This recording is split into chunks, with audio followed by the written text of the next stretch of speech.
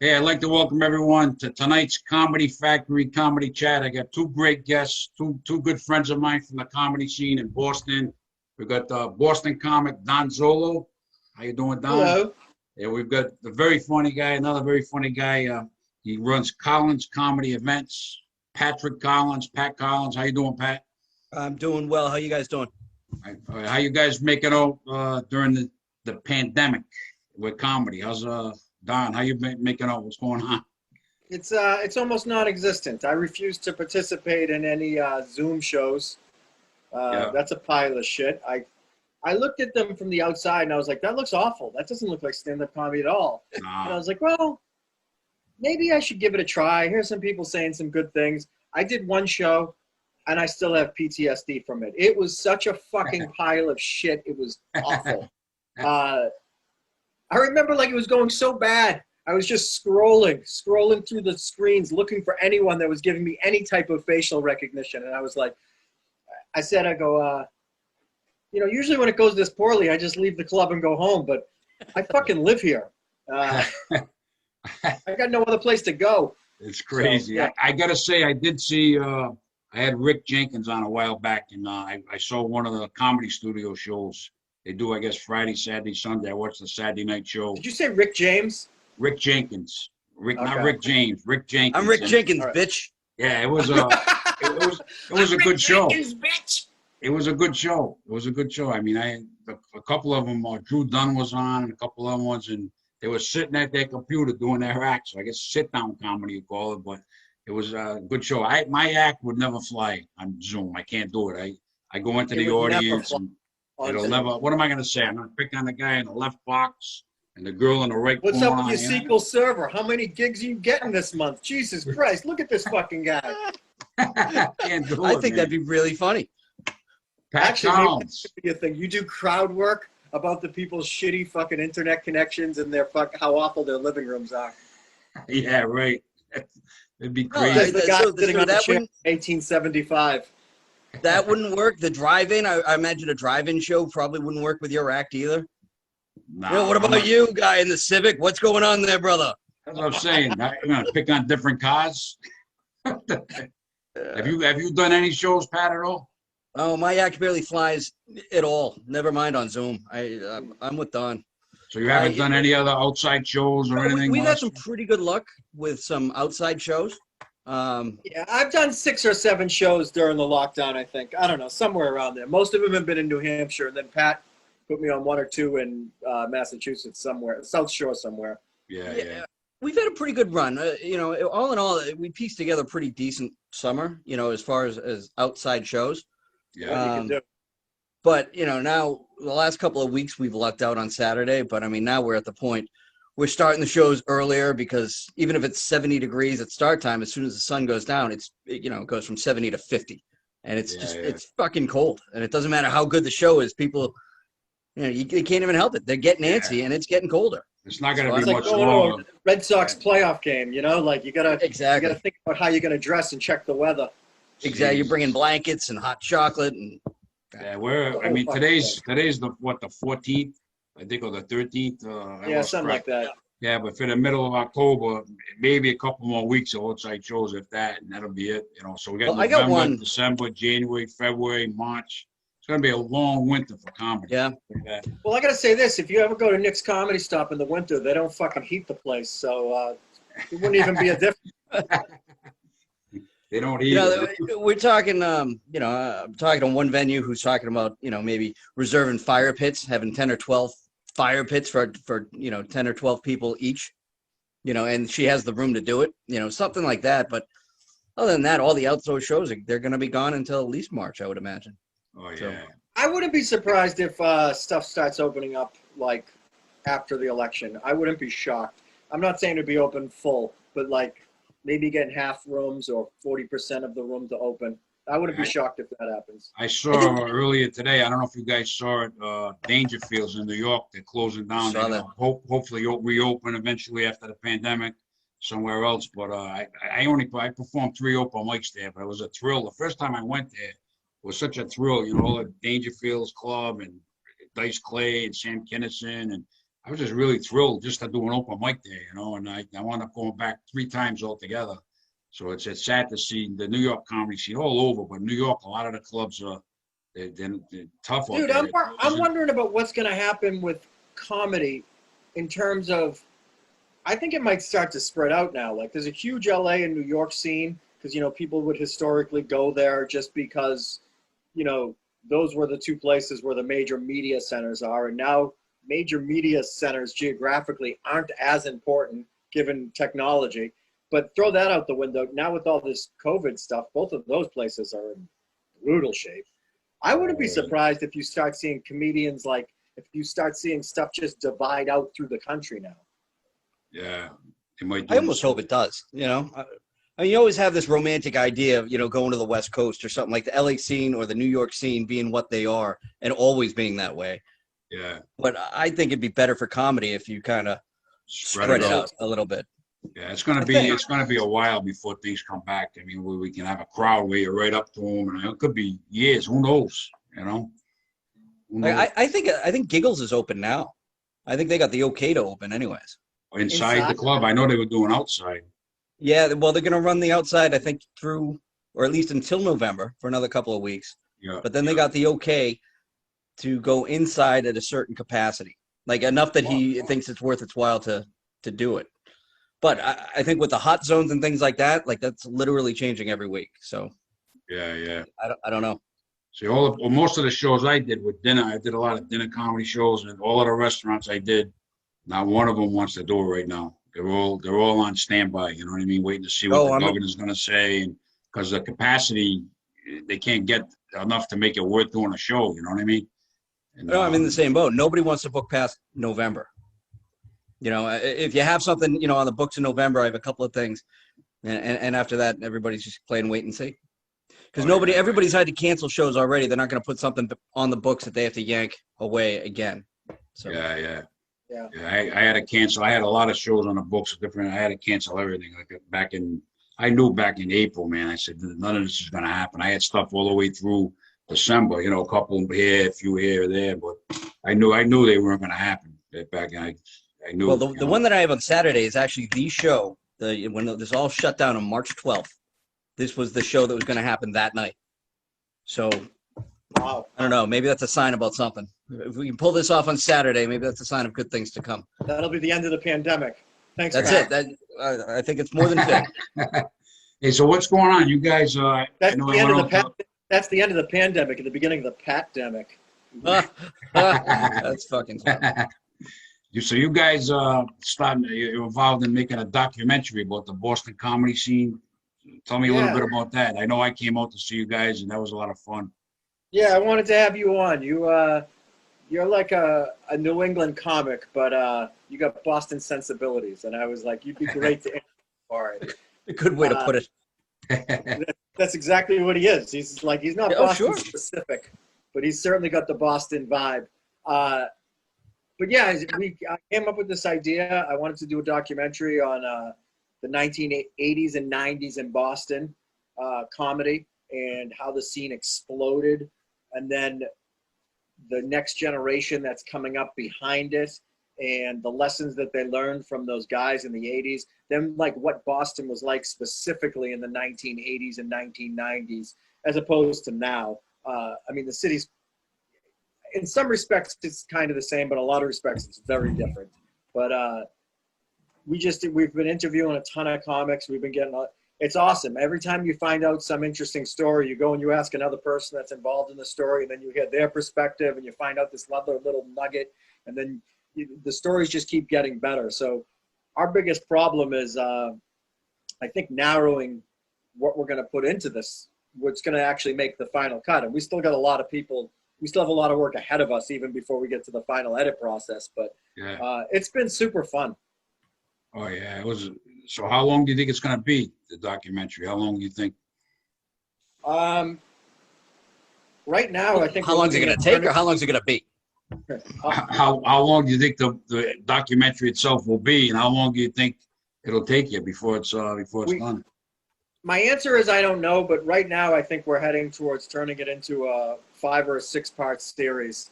And, you know, each episode will range from, you know, 25 to 40 minutes, depending on, you know, getting the point across of that particular episode. But there is a ton of stories out there. Oh, And, yeah. I mean, just, and you know so many of the people involved. They're fucking nutcases. And Most of us are, right? yeah, I mean, for lack of a better phrase, fucking nutcases have the best stories. We got to be half crazy in this business. You know what I mean? A lot of us. Well, you know? it's not only it's an odd, great combination of things.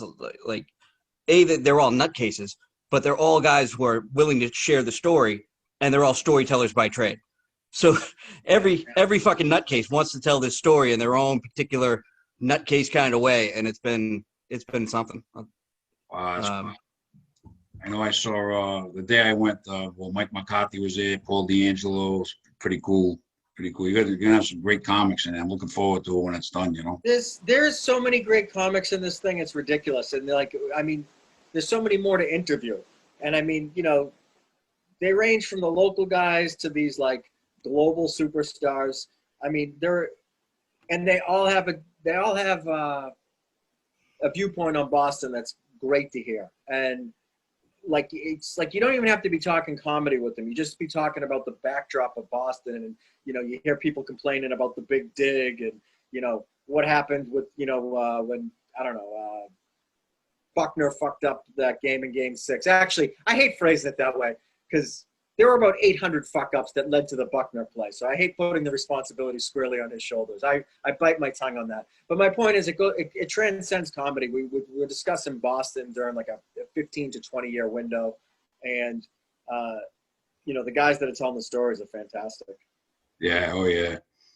Buckner, I met him at a thing at the Dunk in Providence. Used to be the Providence Civic Center. They had a Special Olympics fundraiser, and Joe Morgan, the manager, was there. Different people, and Buckner was sitting there. Joe Morgan. Yeah, I love Joe Morgan. I talked to him a little bit. He was cool, and I had a picture with Buckner and talked to him. I said he had a great career. You know, he had like 2,800 hits, almost 300. He had a great. If that ball didn't go into his leg, he might have had a shot at the Hall of Fame. I was going to say borderline Hall of Famer. Yeah, he was right. He was right there, almost 3,000 hits. He's got more hits than Ted Williams. So I'm saying he was actually a great player through the years with the Cubs and Red Sox, and I had a quick little chat with him, but he was really cool, you know. But he passed away a year or two ago. I think he had dementia. Yeah. You know, it's at the beginning of 2019, I think. Yeah. I went to a Red Sox game with Bill Lee last year from the Red Sox, and I remember he was telling me, like, he was very good friends with Bill Buckner, and he was telling me, he's like, yeah, I went and saw him, like, you know, 2 months ago, and I said goodbye to my friend, and I was like, shit, this is, you know, it was pretty touching the way he reflected back on their time. I could be screwing it up a bit, but I think that he said that he first met Buckner playing American Legion when they were teenagers. Wow. Yeah. Back in '95, it was a 20-year anniversary of the Red Sox 1975 team, and Dave DiLorenzo, my cousin at comic, passed away. But he got tickets, and him and I went to this dinner at one of the hotels in Providence. Carlton Fisk was there, Bill Lee, Bernie Cabo, Louis Tiant, Rico Petrocelli, a whole bunch of them, man. And we got to go up to him and talk to everybody. And Rico Petrocelli was telling me, you know, Louis Tiant belonged in the Hall of Fame. And, I was shocked when I found out he wasn't in the Hall of Fame. He should have been in the Hall of Fame. He was awesome, Louis Tiant. I was like 12 years old or something like that. I just assumed Louis Tiant was in the Hall of Fame. I found out he wasn't in. I was like, what? I know. And Bill Lee, he could be a comic. He got up and he gave a speech, and he had that place roaring. I mean, for like 20 minutes or whatever it was. Bill Lee's hilarious. He's a fucking nutcase. He's nuts, and he's funny. We have a common friend, and I always thought this was hilarious. I went golfing with him one day, and I'm not even a golfer, but they said to me, hey, you know, it was they took me and Harrison Stebbins. Do you know Harrison Stebbins? Yeah, Sure. Yep. Me and Harrison did a comedy show for their charity for free, and the person running the charity said, hey, we're going to be going golfing with Bill Lee as a thank you. Would you like to come? I'm not a big golfer, but I was like, hey, it'd be an experience to go golfing with Bill Lee. And it was. But I remember he was getting so upset at how terrible I was at golf in a busting balls kind of way. He was like, and he'd look at me like go to tee off, and he goes, I remember this one so clearly. He fucking hits the golf cart. He pounds the front of it. He goes, Jesus Christ, Zollo, would you grab your pecker that hard? Lighten up. So at the end of the day, I'm going to my car, and the person that ran the charity goes, hey, if you want, I got a Major League Baseball if you want to get an autograph. I go, yeah, that'd be nice. So I go, hey, Bill, you got a second for an autograph? And I toss him the ball, and Bill gets the ball. He signs it, throws it back to me. I look at it, and it says, hey, Zollo, would you grab your pecker that hard? You know what I think is weird? I golfed with him, too. Golfed on the Granite Links a couple of years ago. It was in Eightsum because it was like a celebrity golf tournament. Yep. So I was actually in the golf cart behind him. I mean, there was clouds of smoke coming out of his thing, and he was driving around with his wife, who he takes everywhere to drive him around so he can smoke as much as he wants. But what I didn't know is, by the way, I've met her a couple times too. She's wicked nice. Oh, she was great, and I was just shocked that he swings righty. I expected when he went to tee off, he plays golf right-handed. The big lefty. Yeah, you're smarter than me, Pat. I never even noticed. I was going to say that whole day you didn't pick up on that. Yeah, that's a Don Zollo little tidbit right there. Yeah. I was shocked. The things that I notice and the things that just go right by me without even a second thought. That's one that I wouldn't expect to go by. That's shocking to me. It did. Huh. No shit. Billy's awesome, man. Yeah, good guy. I mean, hilarious day. Fucking going to who's not in the Hall of Fame. Do you know who I am blown away with is not in the Hall of Fame? It's and it's not a player, but Johnny Most is not in the Hall of Fame. He's not in the Hall of Fame? He's not in the Hall of Fame, and they put announcers in the Hall of Fame. Shocking. So it's not they don't put announcers in the Hall of Fame. Is Chick Hearn in the Hall of Fame? Chick Hearn's in the Hall of Fame. Chick Hearn getting into the Hall of Fame and Johnny Most is shameful. That's not right. Yeah. Johnny Most was the best basketball I love announcer. Johnny Most. He was incredible, man. My favorite is Bird did something to the Pistons, and like when I say did something, like, gave him an elbow or something. Bird did a lot for the Pistons. Yeah, he said something like, and then like Isaiah gave him some business back, and what did he say? He goes, a typical disgusting display of the gutless way they do things here in Detroit. That's about right. A typical disgusting display of the gutless way they do things in Detroit. They used to have Johnny Most contests, different places, and people would go up and I know a couple of comps. I feel they did great Johnny Most. That was pretty good too, Don. Mike Dunn. I used to have that fucking Johnny Most imitation down pat. Like, I mean, when he was doing it, when he was still announcing, I had it down like you couldn't believe. But I mean, I haven't done it in 25 years. Mike Donovan, I've heard, has had a really good Johnny Most impersonation. When I was doing a lot of research for this documentary, I was scanning through old articles and newspapers, and I seen them mention 3 or 4 times that Mike Donovan seemed to nail Johnny Most's voice like perfectly. Yeah, he's a great comic with the sport. He had a lot of. I worked with him a few times. All the sports stuff he does. He was really funny. I think you should bring that back, Don. You should cut out 5-10 minutes of Johnny Most time for your next set. If you know what, it might be what I should do when I play in front of an older crowd around here, because they'll fucking love it. Oh, they'll love that. Oh, they absolutely would.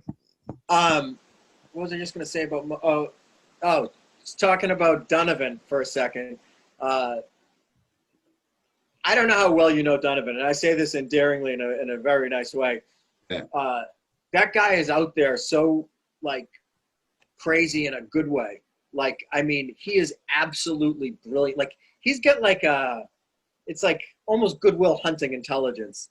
And when I was thumbing through some of these old newspaper articles, I came across this line that I thought was absolutely brilliant and one of the funniest things I ever read. You know Stephen Wright, right? Yeah, oh yeah. Of course. Okay. I came across this article, and they were asking Stephen Wright about Mike Donovan. And this is Stephen Wright saying it. He goes, I love Mike Donovan, but he's one of my best friends in comedy, but there's something you got to understand about that guy. He's really weird.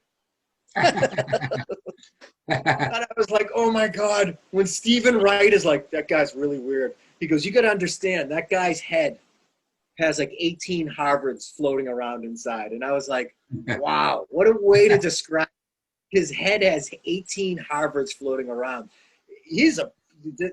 I don't know if you ever really talked to him, but he's a very sharp dude. Like, I worked with him, through the years. I don't know, 2 or 3 times, maybe 4 times, or 2 or 3 anyway. How many books has he published in all? Not Okay, comedy so- related either. How many books? I know this number because I talked with Pat about this. John, how many books do you think Mike Donovan has written? Not wrote, written. 10, 20, 102. 102 books? About what? About what? What kind of subjects? Name it, John. You think of a topic. He's written a book on it. Czechoslovakian dildo use. I don't know. It's primarily history, from what I understand.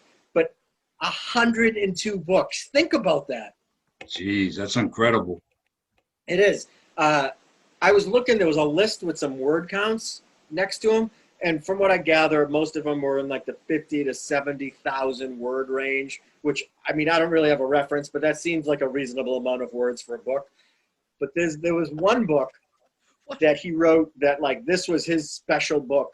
And if I'm not mistaken, I think it had 1.6 million words in it. Wow. Yeah. Like, it's crazy. But how do you write that many? And how do you write one with 1.6 million? How long would it take to dictate 1.6 million words? God. Just pick one word and say it 1.6 million times. How long would that take? Ridiculous. Oh my God. That's Dude, crazy. Man. Wow, I never even thought about that. Think about that. How about this? Like, I think we can all agree it's easier to say a word than it is to make a dollar. So if it takes you like an hour to say, I don't know, 3,000 words, you're not making $3,000 an hour. It shows how hard it is to make $1.6 million. Never mind write a 1.6 million word book. But jeez, man, that's yeah, crazy. Wow. He's an interesting guy, and that guy, oh my God, like he's so knowledgeable in history, but look, world history, but even like Boston comedy history. He's just, I mean, he's a walking encyclopedia. He's a walking internet. Yeah, wow, that's incredible. Yeah, no, I never got into any deep conversations with him. I worked with him. We talked a little bit, but small talk. I never really. I used to watch him know. perform. I watched him perform, more than a dozen times over the years, and then I was on a couple of shows at the Comedy Studio, but I've never really, besides just to introduce myself, never really chatted with him, and then got to spend the afternoon with him, and I was blown away, absolutely blown away.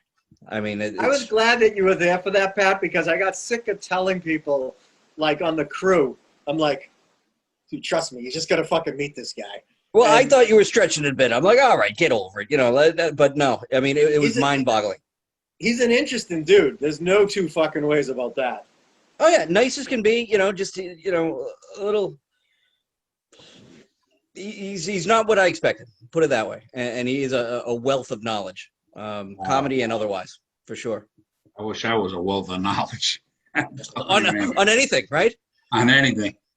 Me, I'm a wealth of knowledge on divorces. Don't you forget that. What's that?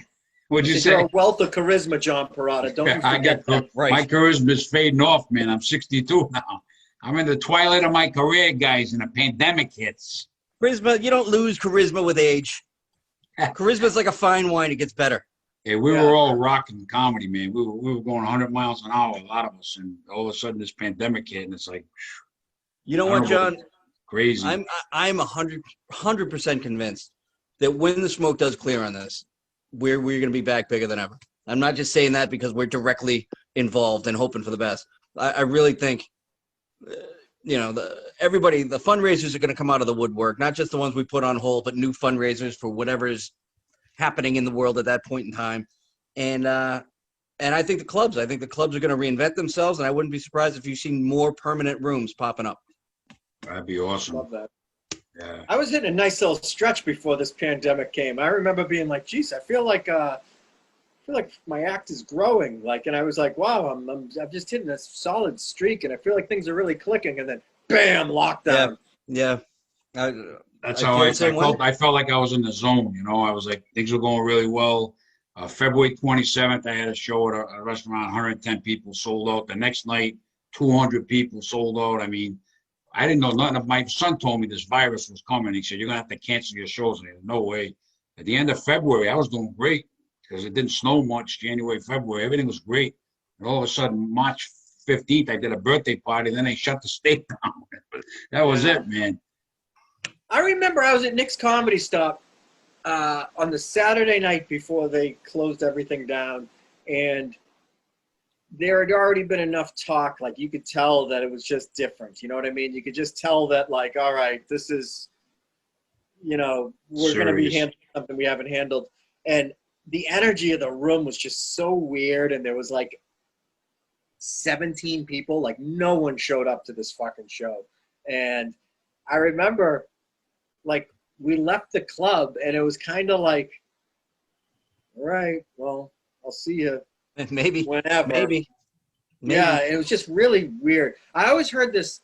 I heard this line. I don't know if this will make sense to you, but it was on the internet. It was just some meme, but I thought it was really insightful. It said, there was a time that you left all of your friends playing with your friends as a child, and you guys never went back, and none of you had any idea when that happened.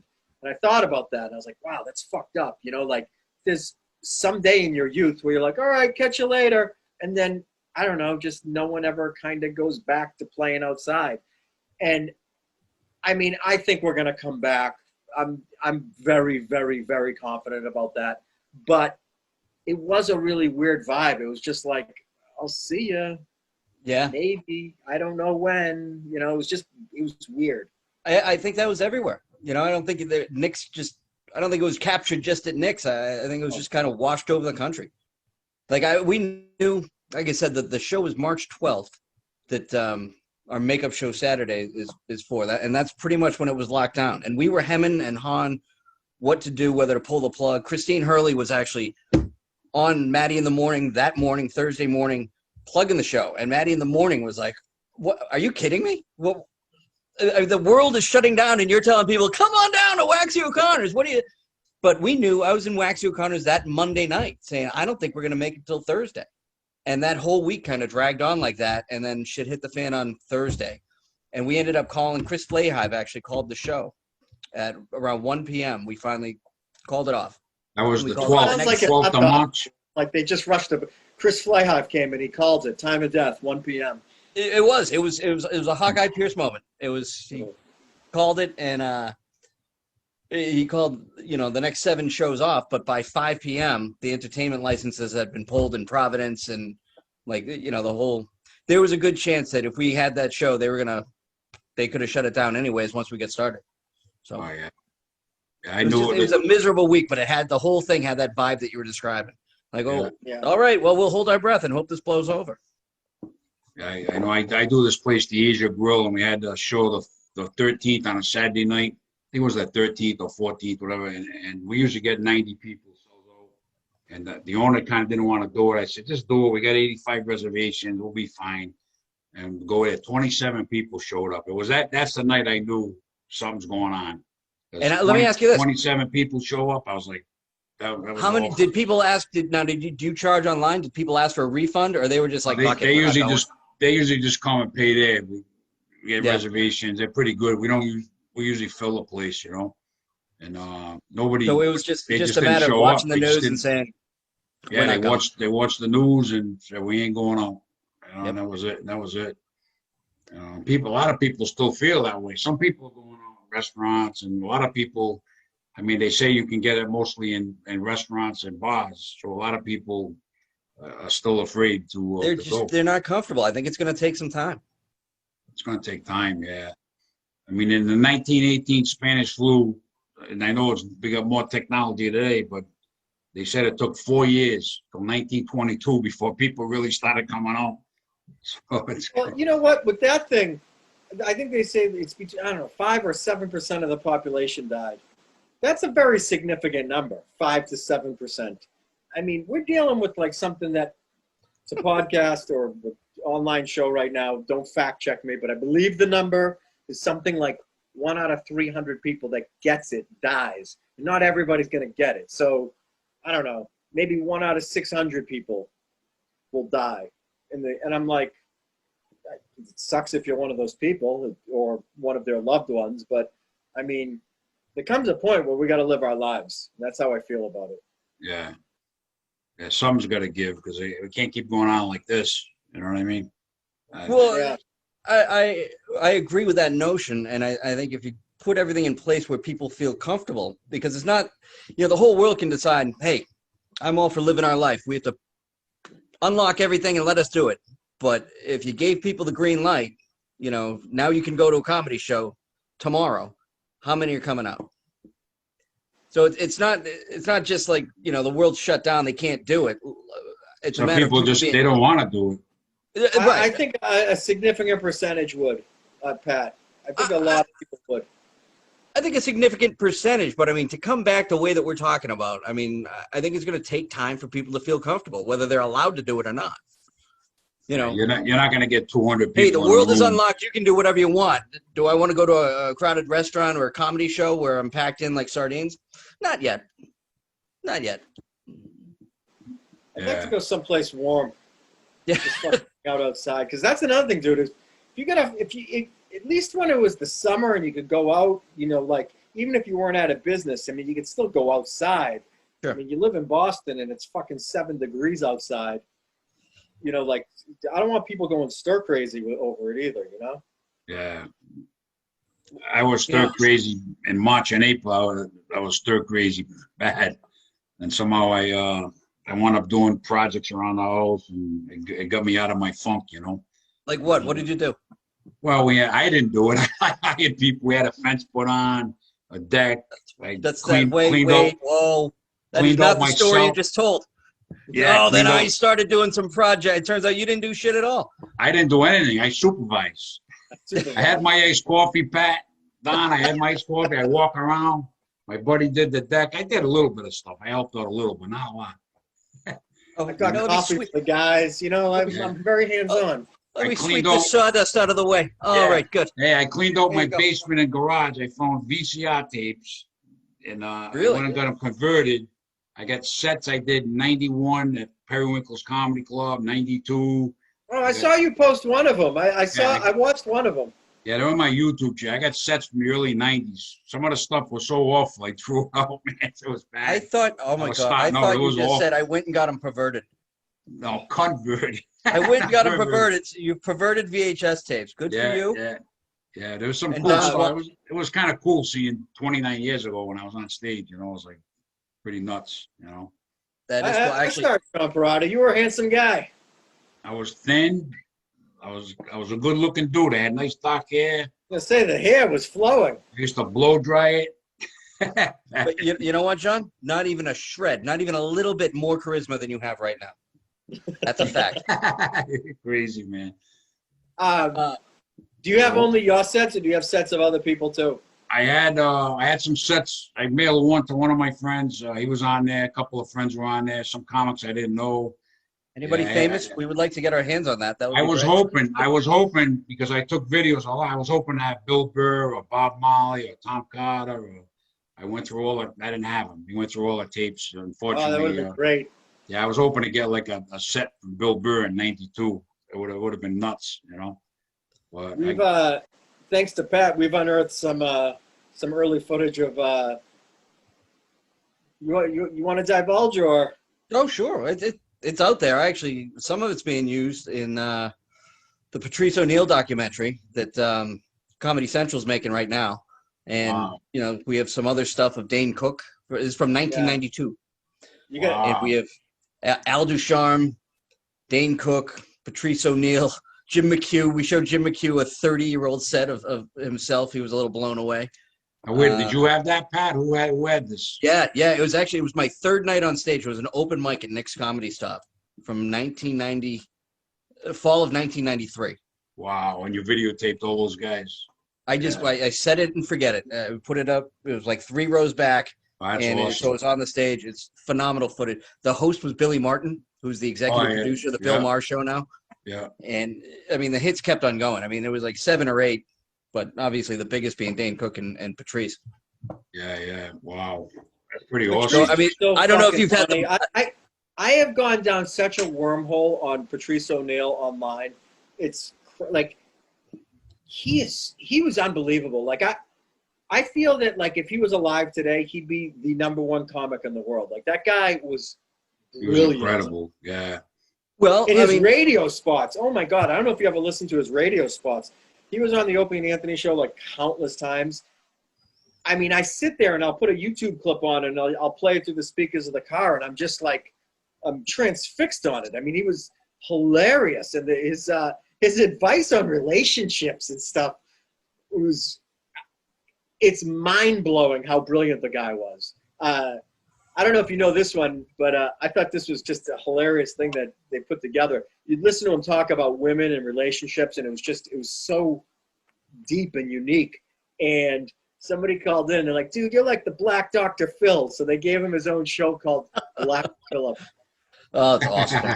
Oh, Imagine that, though. Imagine if it played out that, I think you're right. I think you would be, if not the most followed comedian. I mean, top 5 for sure.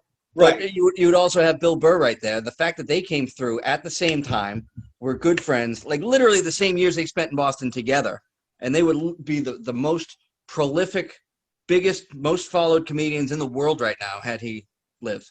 Side by side. Oh, by the way, throw in Joe Shame. Rogan and Dane Cook and Bobby Kelly and Gary absolutely. Coleman and Craig Fitzsimmons. Well, somebody should make a movie about that. Wow, that sounds like a good idea, Pat. Maybe we should. I met Patrice once at of all places, the Station nightclub where the fire was in the early 2000s, I believe, or it must have been around 2000, a little bit around there. And that happened in 2003, I think. So yeah, it was before. Before that. Yeah, it was an open mic. A friend of mine, Mike Flynn, was running this open mic, and Patrice O'Neal came. He was there, and I got to meet him that time. But he was awesome. He was awesome. But his stand-up is it's amazing, and like to think that, I mean, he's been dead for about 10 years now, and I mean, he'd have 10 more years of getting even better. Like he strikes me as the #1 ball buster in the world. You know what I mean? Like that's one thing about being from Boston is you can break balls with the best of them, but it's like he's a man amongst men in the field of ball breaking. Favorite Patrice stories, was Tony V. I don't want to butcher it, but the long and short of it is they hadn't talked in a while, and Patrice had contacted Tony for a ride to a gig, and Tony hadn't talked to him in like 6 months, and Tony's like, "Oh, I don't know if you heard, but I'm fucking racist now." Yeah. And then he just sat on that moment for Patrice didn't say a word for like 15 seconds before he realized, "Oh, you fucking ball busting." Fucking Tony V. No, I'm racist. Sorry. I loved a line that Tony said to me when we were talking about breaking balls, and he said, "A good fuck you will get you further than a please or a thank you with Boston comedians." With Boston comedians, yeah. I was like, what a great line. What else? Anything else you guys want to talk about before we wrap this up, Pat? You guys got anything done? We covered everything from Bill Lee to Bill Buckner, Patrice O'Neal, Bill Burr, a lot of Bills. Bill Burr, Billy Martin. Billy Martin, old videos. We covered it all, man. How many more Bills? Did we mention all the Bills? I think that's all the Bills that we've talked. All the Bills I know. Yeah, no, that's about it. I'm hoping that we are able to put this movie out in 2021. I mean, we're already hard at work on it, but by the time we hit post-production and everything, I'm just hoping that we get this thing released by the summer. If we could do it summer 2021, that would be outstanding. It'll be huge. That's going to be huge when that comes out. I'm looking forward to it. It's going to be great. Huge. Say that again, John. I like that. Huge. It's going to be huge. By the way, John, after you left the day that we interviewed you, we all went on a John Perrotta impersonation. They all do that. I don't know why. The way I talk. For about 3 days at the headquarters of Breaking Balls, we just could not stop Perrottering everything.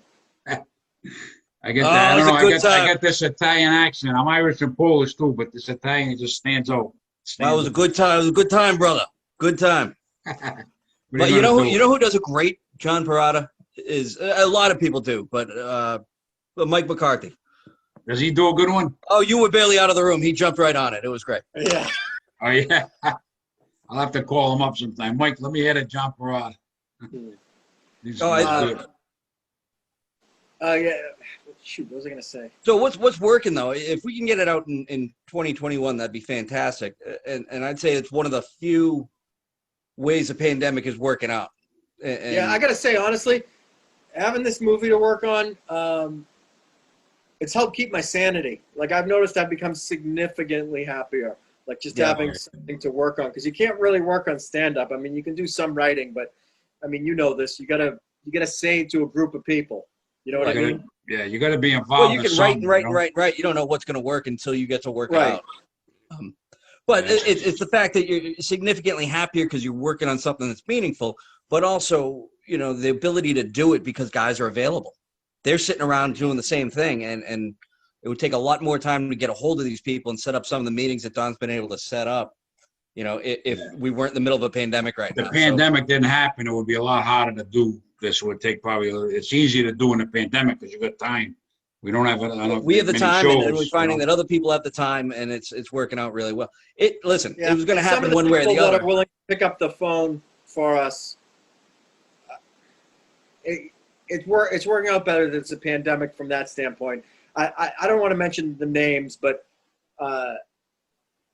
like I've heard people say like, oh, you know, I called so and so. Normally, it's like they get back to me in like a week or two. They're like, they picked up the phone instantly. We're taking the phone calls. I've noticed that, you know, people have the time. They're willing to help you. You know what I mean? So in that respect, the lockdown has been good. But, you know, that's about the only respect that it's been beneficial. Yeah. Oh, yeah, definitely. Well, yeah, it's great having you guys on. You got anything you want to say to wrap it up, Don? Oh, you said it all.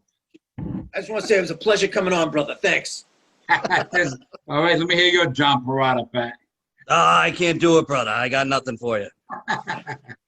You got anything you want to say to Never heard of him. Never heard of him, brother. You got anything you want to say to wrap it up, Pat? I got a show on Saturday with Christine Hurley and Greg Murphy, Paul Gilligan, Will Noonan, and there is it. Wax it's O'Connor. that one. I didn't know there was that one. Yeah. You were promoted as like an Irish show. Oh yeah, St. Patty's Day would have been right then. Yeah, it's the halfway to St. Patty's Day. That's what we're calling it, and that's the last thing I got in my schedule comedy-wise. What city's that in? That is in Waxy O'Connor's in Lexington, Massachusetts. This Saturday, limited tickets. Make sure you tell Christine and tell Christine and Will Noonan I said hello. I haven't seen them in a while. I certainly will, and I'll tell the rest of the guys you said fuck off. Yeah, I don't know them too good, so fuck them. I'll pass that on, John. Hey, you guys stay healthy, man. It's been great having you on. I wish you luck with the documentary. I think it's going to be huge, brother. Thanks, man. Thanks, John. That. We loved having you on. And I'll say this. After you left, we were like, I don't know where we're going to use these, but there's a place to use some of these lines. I'm like, some of the things you said, we were just shaking our head after you left for about 20 minutes. Why is that? Don't give because you dropped some gold nuggets in there, and I don't even discuss what we discussed because I want to surprise John when it comes out. It's going to be great. All right, there's a couple lines where I was like, I just watched it. Like I watch all the interviews after we do them, not immediately after we do them, but I was just like, I don't know where the fuck we're going to use this, but that line's too good to not put in. So at least I'm going to get in, even if it's 30 seconds. I'm in. I would say that's a safe bet. Yeah. Yeah, I appreciate it, guys. All right, thanks, brother. Stay healthy. All right, guys.